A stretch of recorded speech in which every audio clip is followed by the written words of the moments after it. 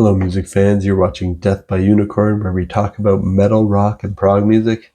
And I'm taking a quick break from my year-end content to actually talk about what's new in 2024. There's still new releases coming out. I want to talk about 3 albums that came out on December 20th, 2024. Late in the year, they're probably not going to make it onto anyone's year-end list because a lot of people have already made their year-end lists, myself included. But I wanted to give these a shout out because these were all very good records that it would be a shame if nobody listened to them. So let's jump right in. I'll talk about them in my order of preference, starting with a band called, or an artist called Fish in a Birdcage, and the album's called Mentors. This is the 4th album by this Canadian project. It's folk rock with indie rock influences. And I'm going to put this in my very good tier. I contemplated putting this in my excellent tier, but it's not really one of my main genres, so I'm going to just stick with very good for now. Fish in a Birdcage is a one-man project from Canada. It's Dustin Townsend. I never heard a full album by him before, but I heard 2 of the early release singles ahead of time before this album. I thought they sounded cool, so I added this to my list, and the whole album greatly exceeded my expectations. I really loved the vocal melodies, harmonies, and performance.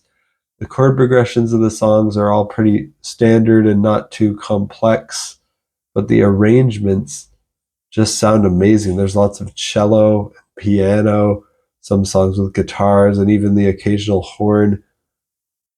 Yeah, it was so good and surprisingly good, even though, yeah, folk rock and this kind of indie isn't usually my style, but I was contemplating putting this in my excellent tier. And yeah, it's probably up there in terms of, I'm trying to think, it might be my favorite folk rock album of the year. I don't think I included folk rock in my video that I just put up. I just put up a video on my top album in each rock subgenre. So I'm going to add this one. I don't remember if I've heard a folk rock album that's better than this year, but let's just honorarily put this in as my favorite folk rock album of the year. Next up, I want to talk about an artist called Culak and their album Ens Astrale. I also think this is kind of like a one-man project. It's the 20th album by this American project, though. So they put out a lot. And this is post-metal. It's got black metal, doom metal, progressive metal, folk metal, tech death, gent, shoegaze, and classical influences. Lots of interesting sounds here. So this is a very prolific one-man project from the US. It started back in 2013 and has already put out 20 albums. So this is a project by Christian Culak. So he's just called it after his last name, Culak. And this is the first album of his that I've heard. I heard the track ahead of time, Brave the Tempest, on Bandcamp. That made me put this on my list to check out. And I couldn't find this album on Spotify, so I listened to it on Bandcamp. The production on this is a bit on the raw side. You can tell it's a one-man project, probably recorded at home, but it's not bad sounding. It's kind of charming to hear this raw production on this album by Culak here. The instruments and the songwriting are just really well done. They take you on a journey. The drumming is well performed. The guitar playing solid. Sounds like there's some violin in here too. And initially I wasn't too sold on the harsh vocals. That was the part that was grating on me, but they actually started to grow on me throughout the album.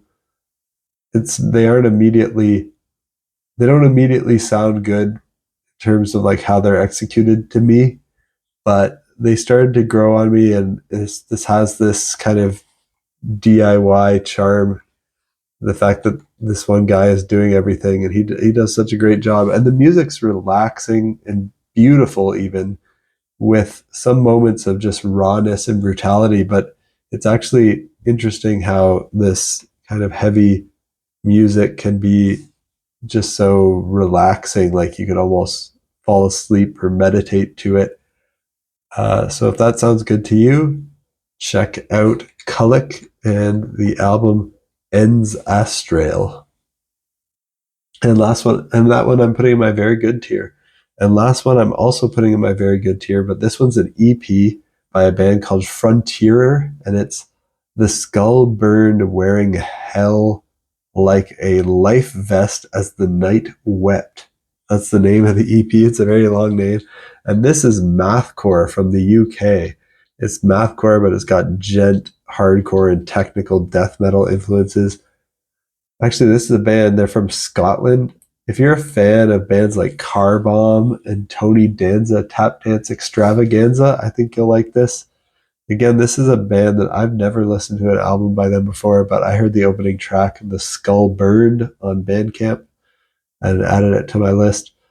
This whole EP by Frontier is only 12 minutes long, but it's 12 minutes of some of the most pummeling, intense, chaotic, hardcore, mathcore music I've heard this year. So unlike the other two I mentioned, which are more on the relaxing side, this is like not relax. It's not relaxing at all. It's chaotic. It's dissonant. It's pummeling, and it's just intense mathcore. But it was pretty well done. So I have to give them kudos for that. If that sounds good to you and you like bands like Tony Danza, Tap Dance Extravaganza, and Car Bomb, then definitely check out Frontier with their EP, The Skull Burned Wearing Hell Like a Life Vest as the Night Wept. And that's it for my first impressions of these 3 new releases that came out on December 20th, 2024. Did you hear any of these? Let me know what you think of them down in the comments.